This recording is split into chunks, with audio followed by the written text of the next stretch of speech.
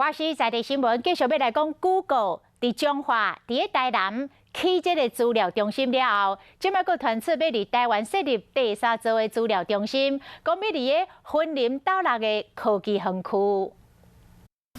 为着要提供网络云端服务，Google 伫彰化甲台南拢有设资料中心，这两个所在投资的金额拢超过200亿。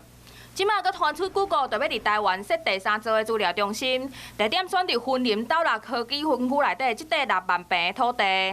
还蛮震惊的。怎么说？因为云林也没有说非常的发达，不过他来也算是好事。可以提供很多云林在地的一些科技人才，然后在这里获得工作的机会。云林县建设处讲，即个土地原本是中国纤维公司的。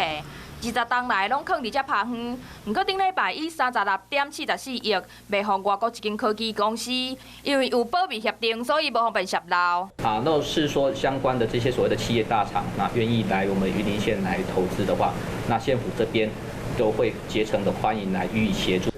若是Google来设厂，建设处讲，根据进前2座资料中心的投资金额来看，有可能会是陆轻伫云林设厂以来上大的投资案。